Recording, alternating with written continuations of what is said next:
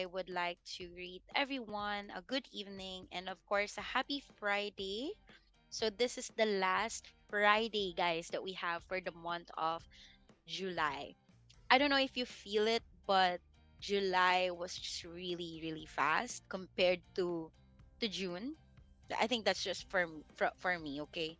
July was just a very, very quick month. Like we just started July 1 and now we are on the last Friday of the month. We're approaching the bare months. And hopefully, guys, we're more than 6 months away from finishing the whole year of 2024. So hopefully, these webinars really is helping you to really let you know, or for you to really decide on the specific career that you want to pursue for this year before the year ends, or maybe a career change by the year 2025. Okay, so thank you so much for all the attendance tonight. I really appreciate it.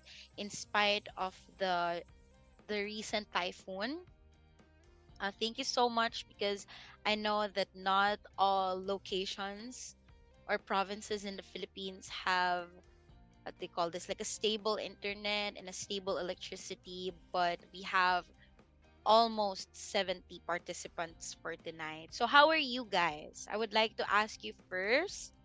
I know that we come from different places all over the Philippines, so I would like to ask, how was your situation on your provinces?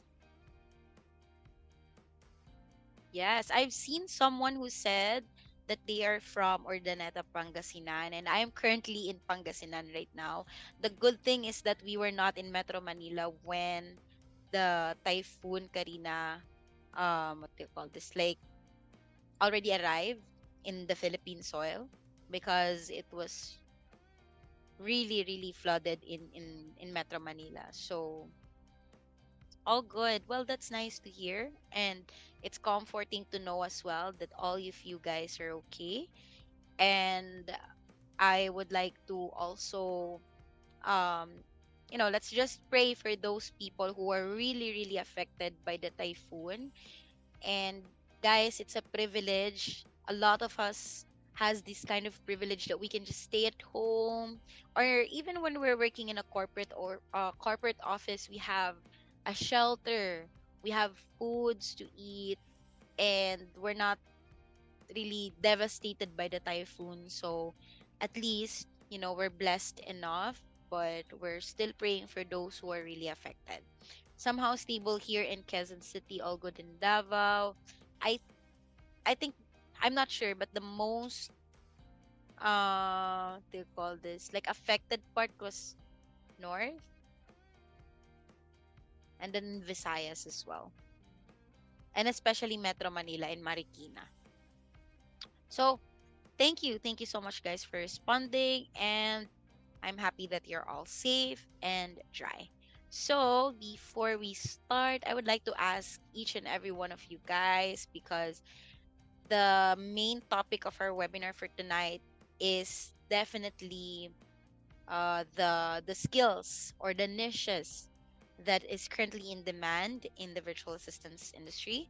And before anything else, before we start, let us just discuss first our basic house rules for our Zoom, so that everything is all organized and it's not very chaotic once we start. So if you have a certain question that you would like us to answer directly, please use our Q&A section. It's located there, uh, in the bottom part of the Zoom application. And if you're using a mobile, then you can just explore the features and you will see the Q&A section for you to chat or ask your question so that we can reply to it directly. And if you want to interact and speak with your fellow aspiring virtual assistants and applicants, then you can use the regular chat box section. Okay. So yes, guys, if some of you are asking, this is an exclusive webinar. So for us to make sure that all the knowledge that you need will be addressed, all of the participants are muted and the camera is turned off, just so we can focus to the topic itself. Okay. All right. So let me just share my screen. Okay. All right. Let me know, guys, if you can see the screen.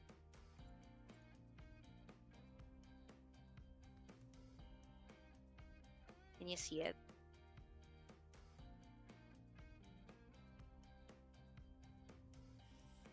Okay. I think. Thank you. Thank you so much, Rayanne. So let us go ahead and start. So this is our topic for tonight, virtual assistant basics, and this is your guide to success in remote work. So let's just go straight to the point. I know that some of you are an aspiring virtual assistant, and this is your step on how to slowly start it, especially the current in demand niches in the industry.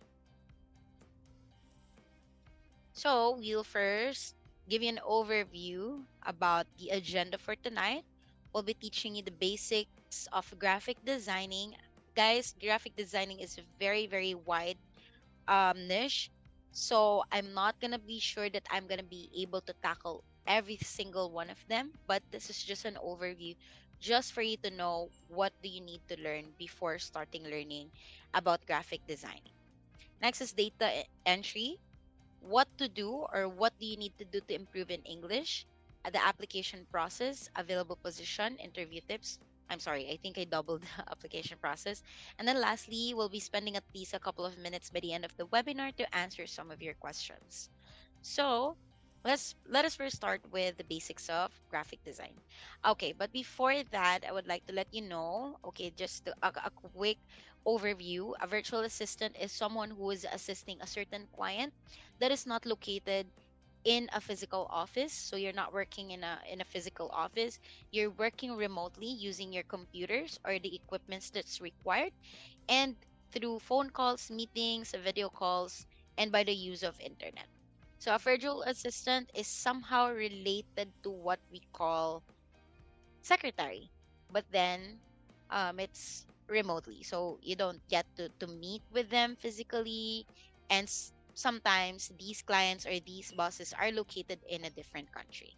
Okay, and just a quick overview before we start with the graphic designing, that the typical equipments that you need to have as a virtual assistant or as an aspiring one. First is your laptop or PC, noise canceling headset, HD webcam, and of course the internet. Okay? I think we're all good with that. And before applying, you need to have at least a resume or a portfolio. All right, so this is the graphic designing basics. So let me ask you guys, with the um, almost 80 participants that we have for tonight, what do you know about graphic design? What can you think of when you hear the word graphic designing? Making logos, yes, that is correct. Canva, editing, template. It is what I do since 2015. Marketing is what comes to mind first. Thank you so much for that, David. That is correct. So graphic designing is all about marketing strategies itself. Banner, yes. Layout and designs, yes, that is all correct. So when you're making invitations, posters, announcements, every single one of them that you can think of is related to graphic designing. Now, what are the fundamental principles of a design? So, first is what we call balance. So, balance is when you, let's say, you design an invitation poster. Okay, I need you guys to really focus on this because this is a very, very useful niche for you to really focus on when it comes to learning the niches in the industry. So when you say balance, let's say you are creating an invitation logo. So balance is when to know where to put the elements. So the elements is what we call the text, the pictures, what else? The colors, the design. So balance is when you know how to incorporate the colors with the text, and also how big the texts are, how small your pictures are. So that is what we call balance when it comes to graphic designing. Next is emphasis. So let's make use of an example when it comes to this Typhoon Karina. I know that you've been seeing announcements online, right? Especially when it comes to announcements in schools, right? So emphasis is when to know what to emphasize when it comes to a certain design. So when you say, let's say emphasis, okay. So let's say you are a graphic designer for school and you have to announce um that there are no classes. So you cannot emphasize the name of the school, right? Because you want to make sure that when you put an emphasis on something, it is the first thing that your audience would see first. So, what do you think, guys? If it's a poster for a no classes, what do you think is the headline? What is the phrase that should be emphasized when it comes to announcements for school um suspended classes? Yes, attention. What else? No classes. What else? I'm proud of you guys. Yes, that is correct. Thank you so much for your answers. It's either announcement, it's either the date. Yes, you have to focus on the date because sometimes I'm a mom as well. So the first thing that I want to check first is if there are classes or if there are no classes. And then next that my eyes would see or check is the date. Because maybe the suspension is today but not tomorrow. Or maybe there's classes today but there's no classes tomorrow. So you have to check on the date and then to verify if there are classes or not. Yes, what and where. Classes suspended. Sometimes they use the word no classes. It's in bold and it's a very, very big font. Sometimes classes suspended and then with quotations. And then sometimes they include announcements from the government itself saying that there are no classes based on pag-asa or certain departments that we have that's related to weather and forecast. Okay? Thank you so much for your answers, guys. Next is proportion.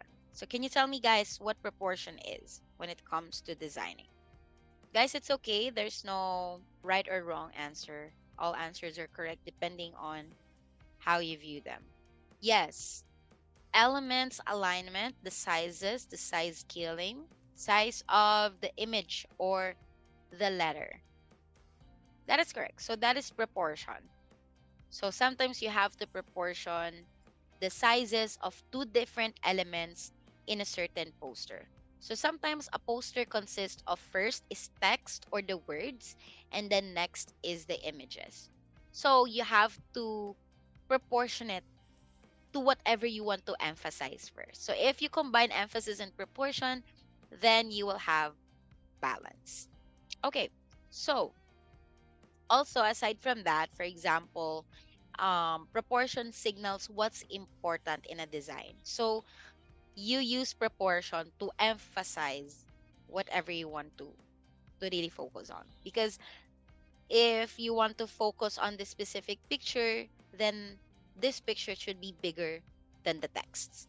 Or if you want to emphasize the text, then the text should be bigger than the picture.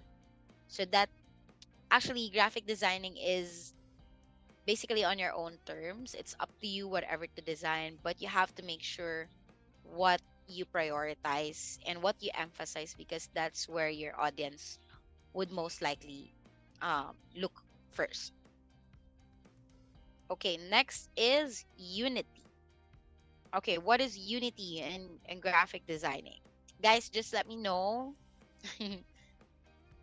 like what comes into your mind. All right, so unity is a design principle or one of the fundamentals of graphic designing that creates harmony in your design.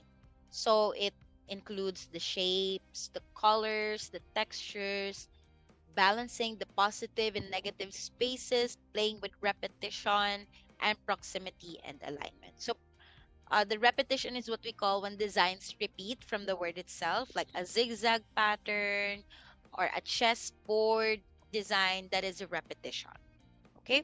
Font and color. Thank you so much, Lyndon. Next is rhythm. Rhythm is what?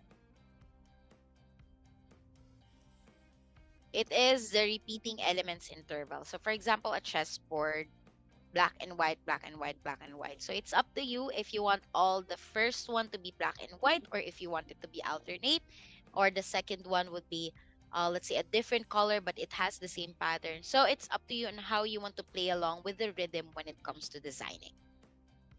Next is movement. So movement is it's like a storytelling, guys. So movement is usually seen in movie posters. Okay, so we have these kinds of movie posters. Like, do you know the IT movie, like the scary clown?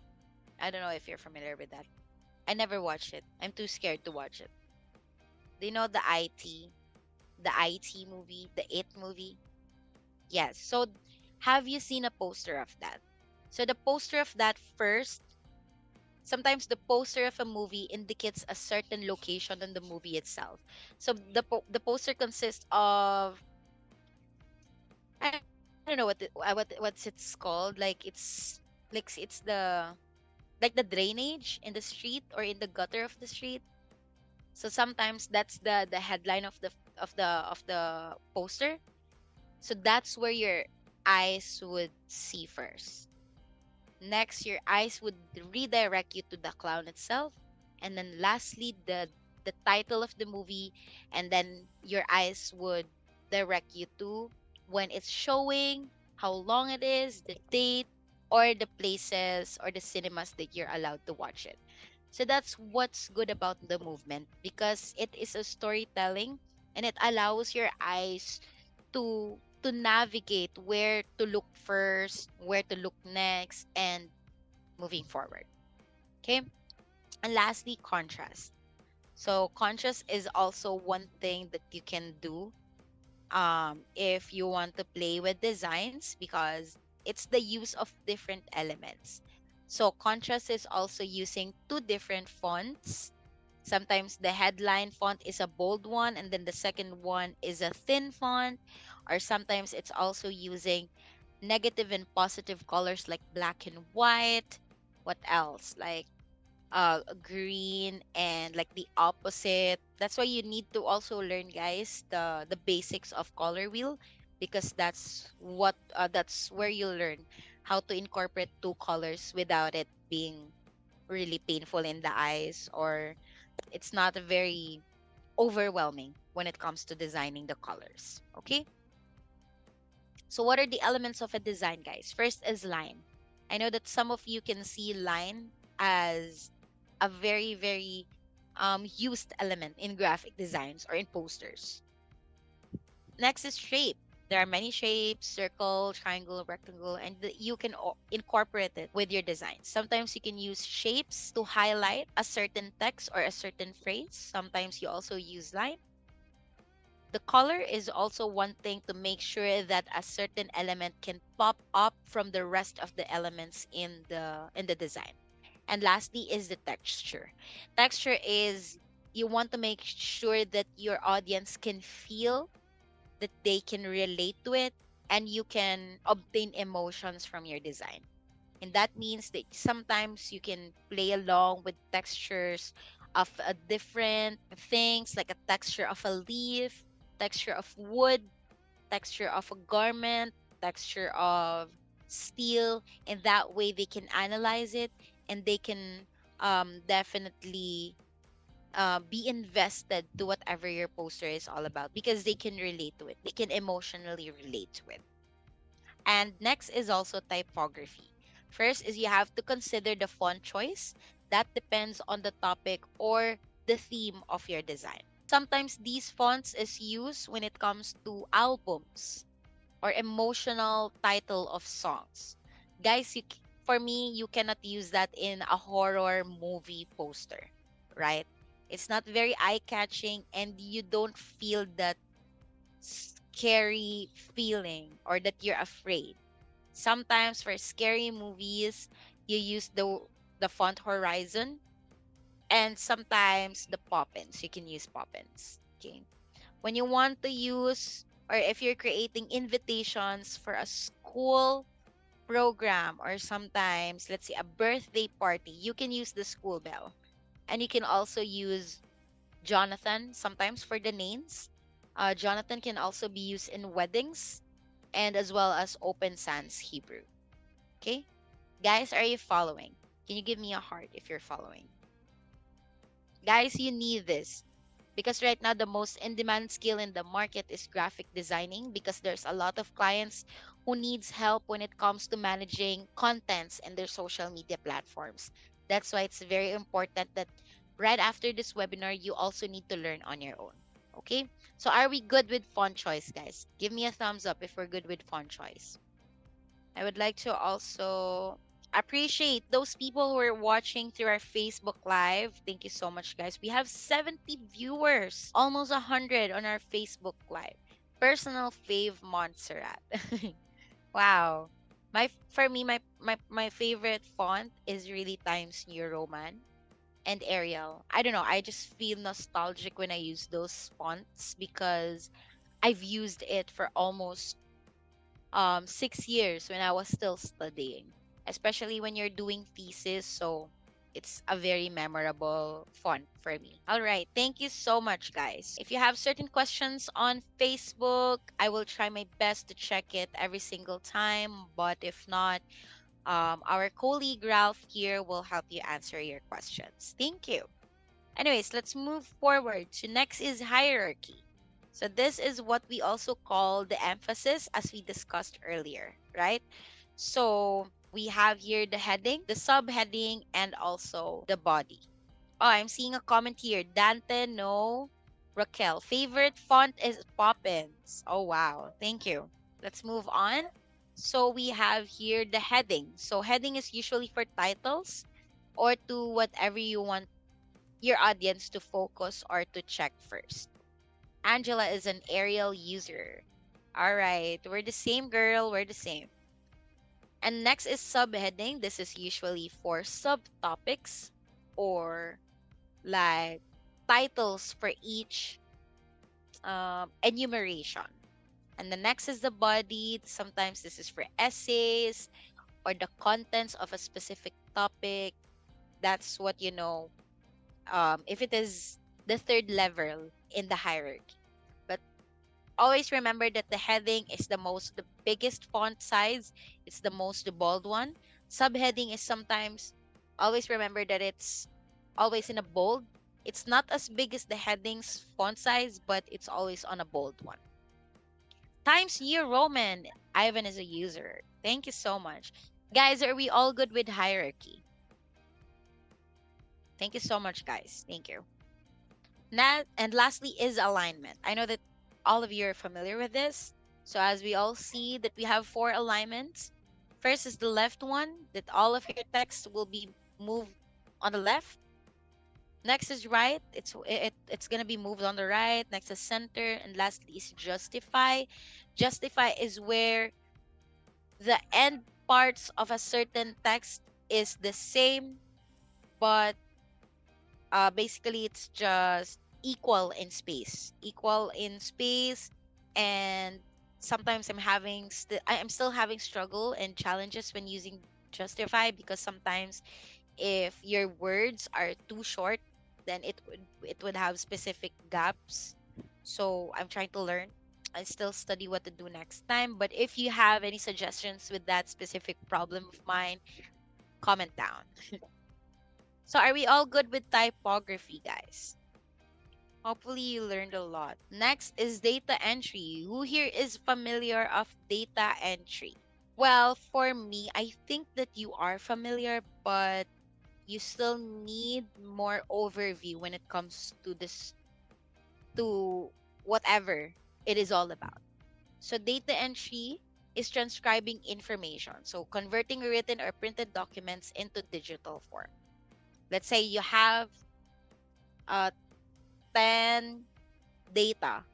You have the name, the email, the addresses, the age. So when you do data entry, you transcribe them into digital form. Like how many of them are below 8 years old? How many of them live in Metro Manila?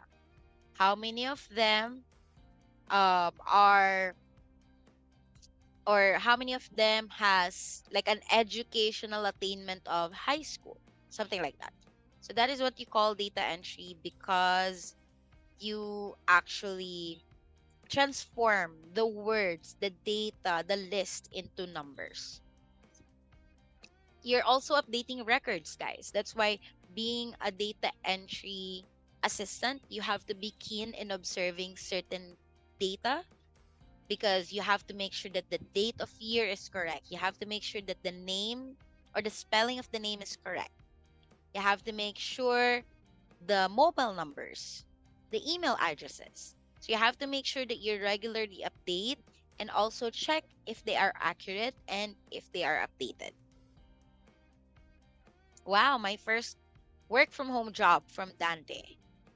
Data entry and lead generation. Yes, lead generation is really related to data entry. Typing of words, inputs, and information. That is correct, Ray and Liza. Thank you. Okay, maintaining databases. So, organizing and structuring data to ensure it is easily accessible and usable.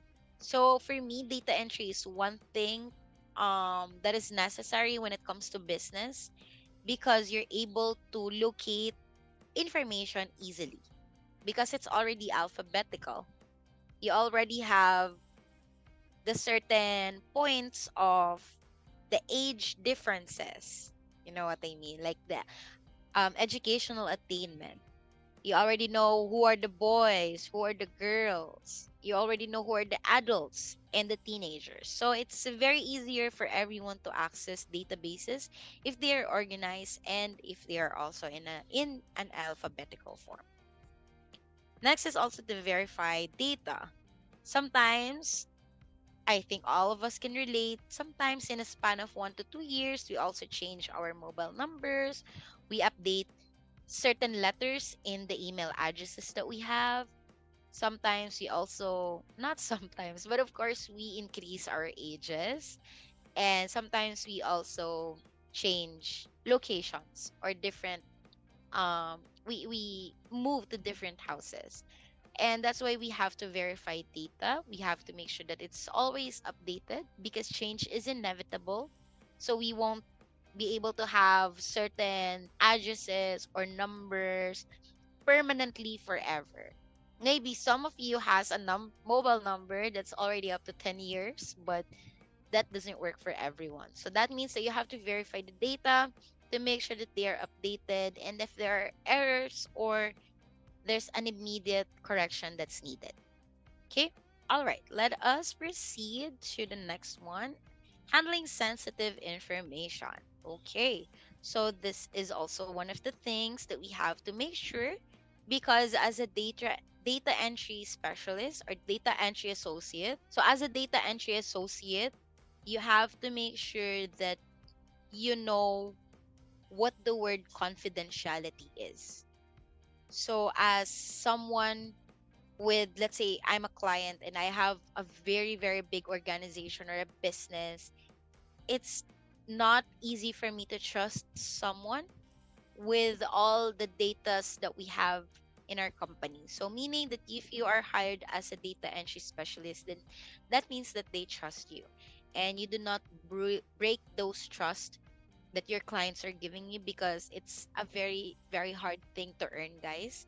Especially these kinds of data, sometimes they are confidential, because data includes personal information, addresses, email, credit card information, mobile numbers, and sometimes it includes certain family names as well. That's somehow some of them are very confidential, so we cannot really allow these datas to be breached or to be shared even to anyone. So you have to make sure that it's a very confidential and you know how to manage these kinds of data, because you're going to be signing a contract with confidentiality agreement, and once you sign those contract, guys, that means that you swear to really keep those data confidential. Okay?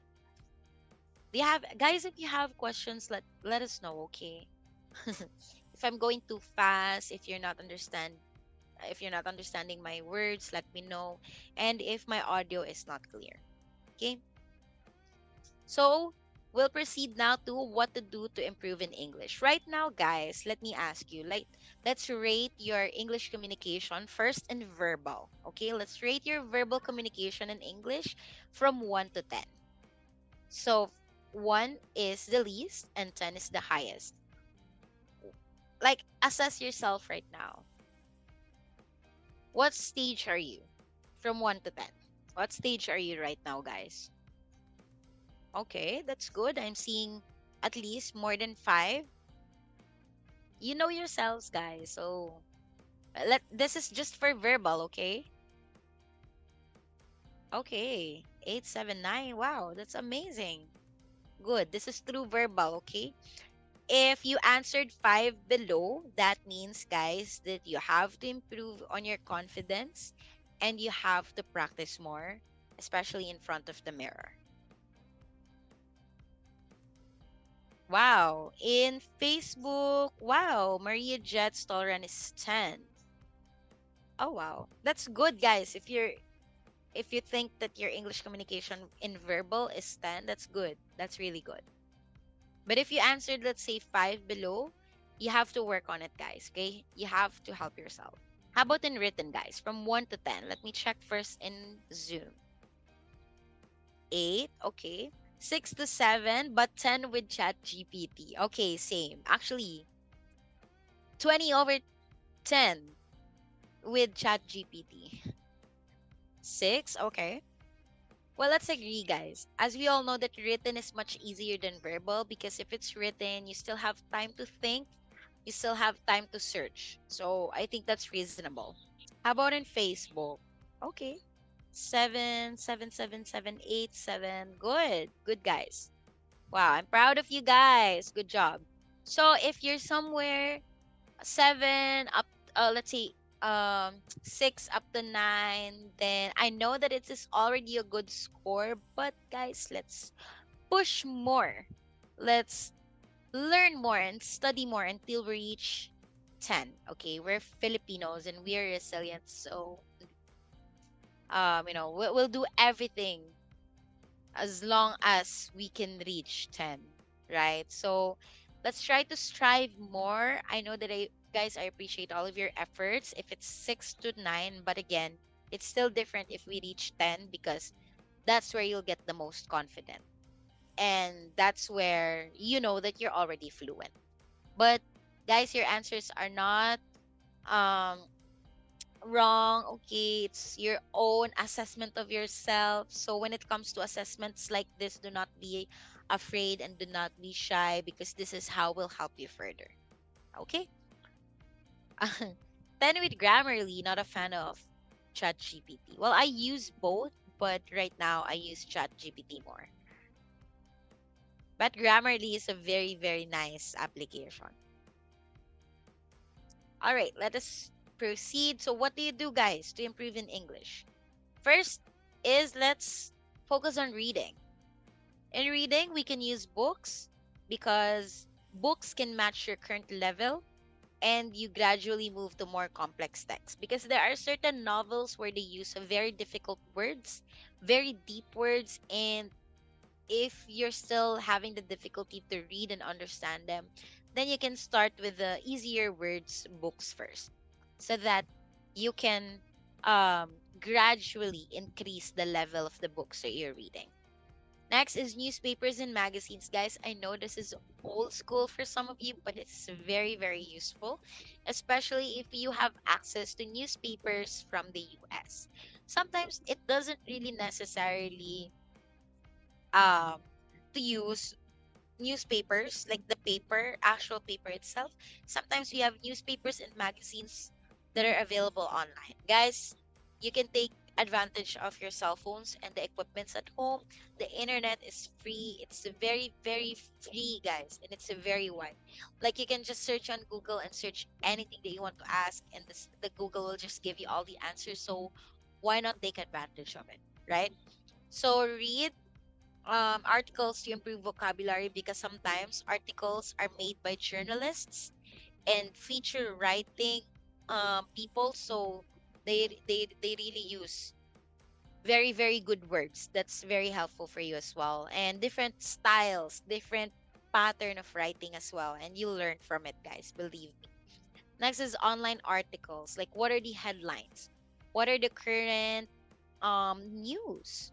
When it doesn't matter, guys, if it's sports, weather, or showbiz, these news are made by journalists, guys. They are made by people who have been through needles, who have been through very difficult applications in what they call this, like copywriting. So trust them, guys. Like BBC Learning, The Guardian, and anything as long as it's in English to really help you.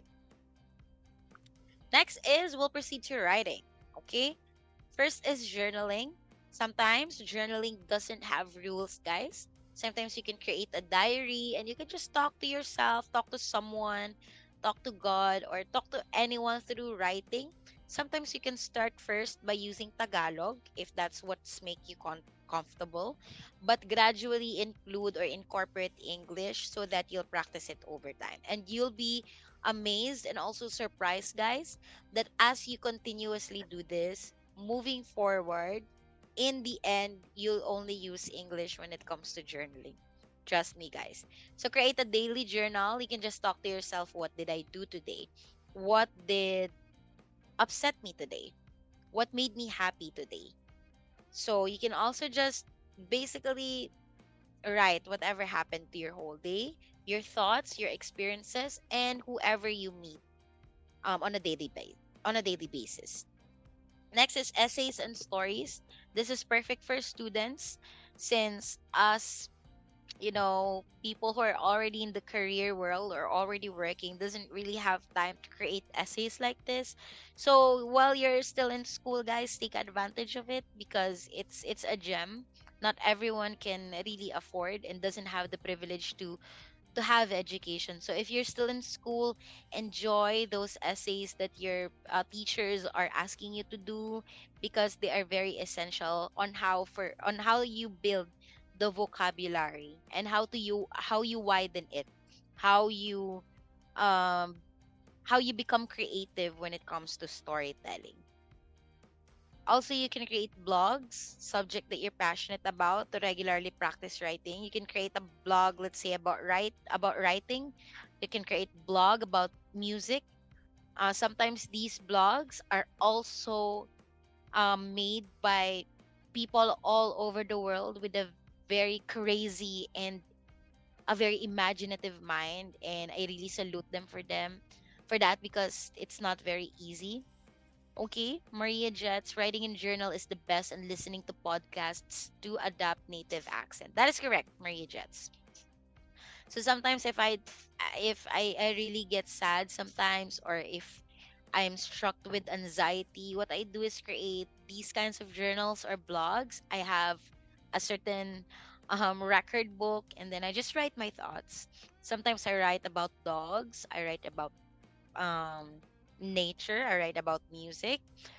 Sometimes when I do write about music, you can start with sometimes it helps you become creative because when you're doing article writing, you have to make sure that whoever is reading your articles, you make sure that you catch their attention. So let's say that you start with, let's say your topic is all about music, and then you can start with something like, have you ever heard about a beat before, or something like that, or have you ever heard about um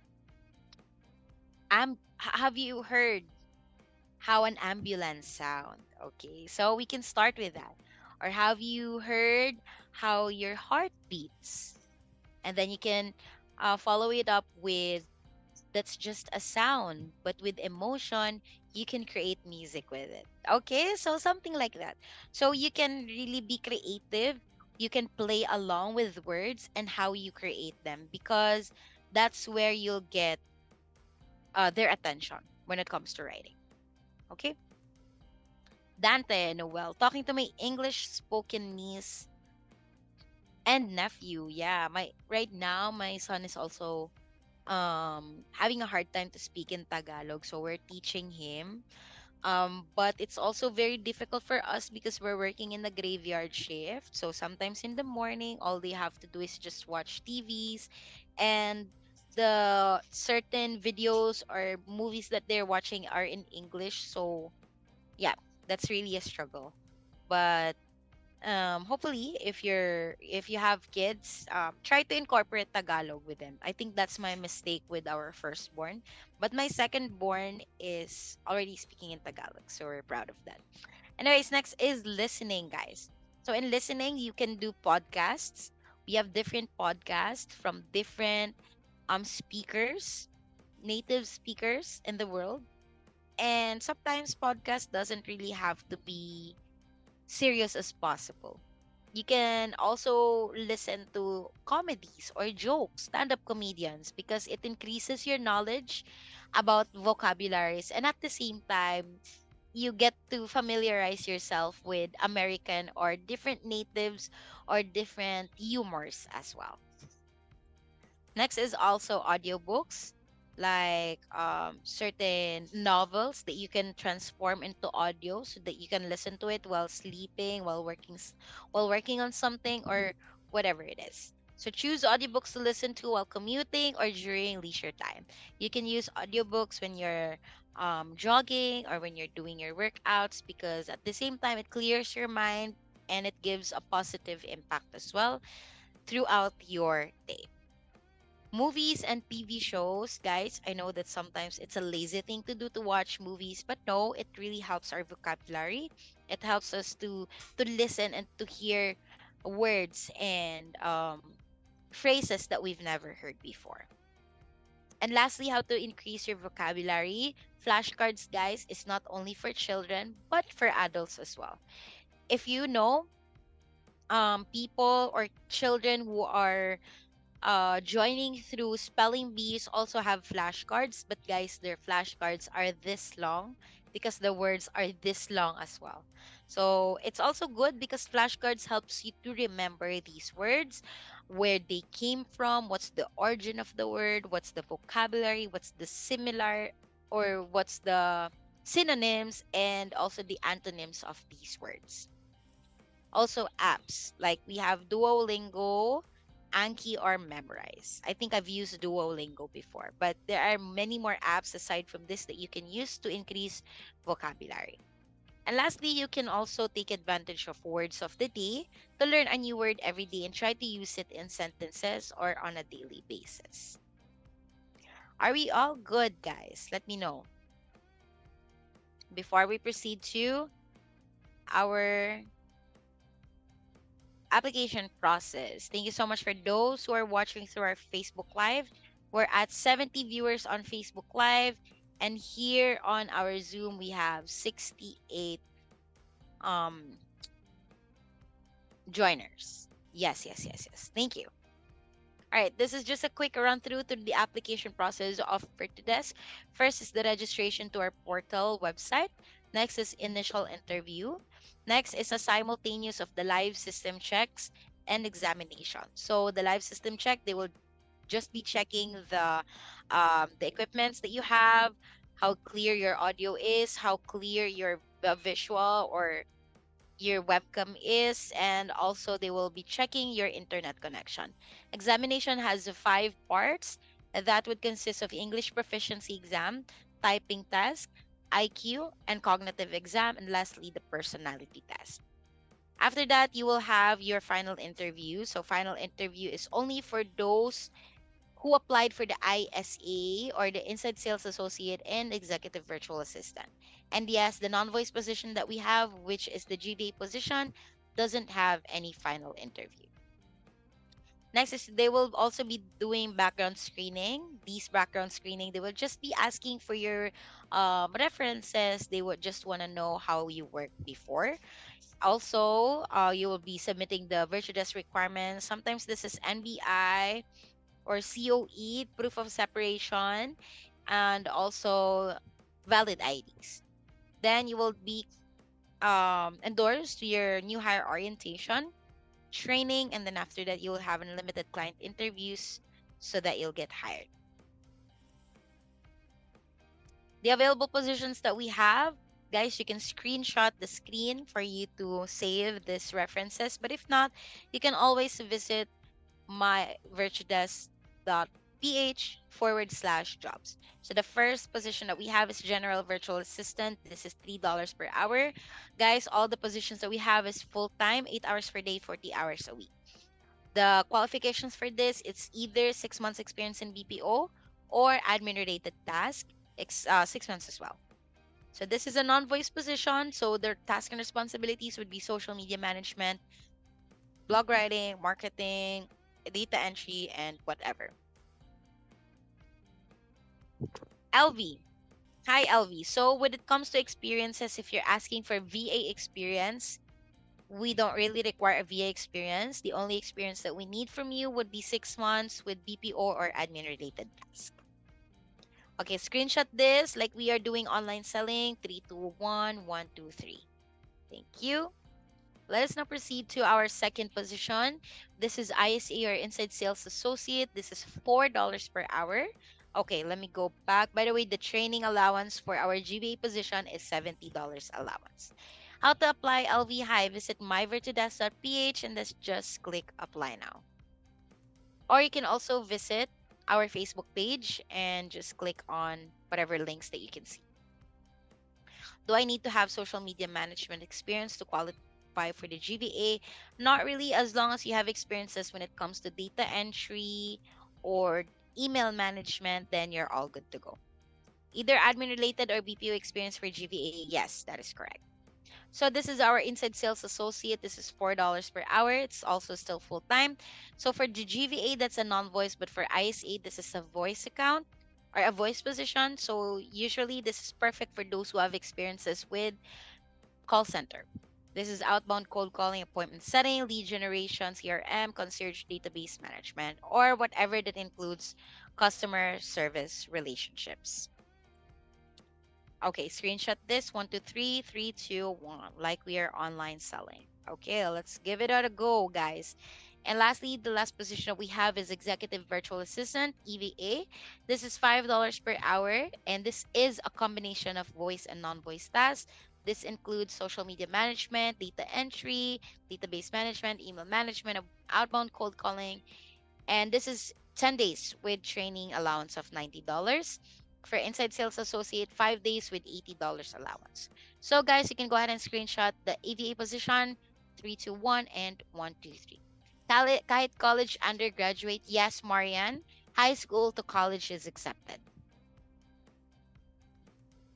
These are the frequently asked questions. Yes, we only hire Filipinos currently, guys, okay? Currently residing in the Philippines. That means that you are here, you're not from a different country. All right, sorry. Can you return to the first vacancy? Okay, general virtual assistant. Not a problem, guys. Let me know.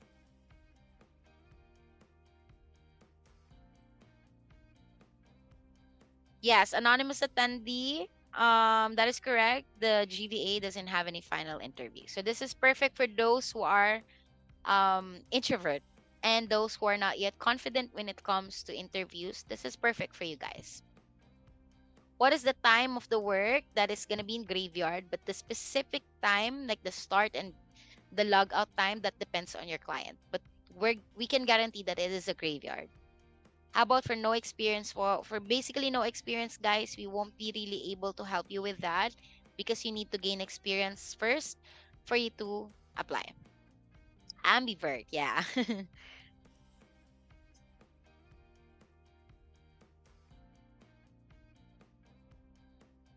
Time of training is also in graveyard. The specific time that depends on the talent acquisition team, but they will forward it through email.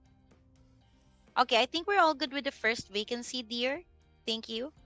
I'll proceed to the frequently asked questions. So the duration of when you'll get hired would depend on your performance during client interviews, guys, because we've been seeing a lot of bad reviews saying that they've waited for months and they haven't gotten any client.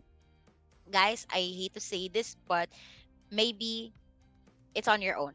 that's a fault on your own, because if I am the client, I won't hire someone who I think is not confident, who isn't reliable, and doesn't know what they're doing.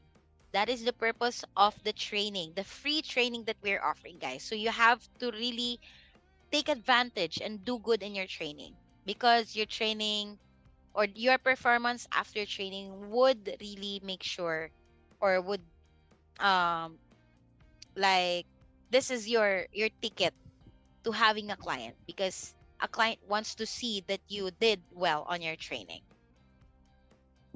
Okay, there's a question or face. Okay, I think it's answered. Okay, thank you, Ralph. So, VAs can have multiple clients, guys, but this depends. Okay, if we can sense that you can do it, and that depends on your performance.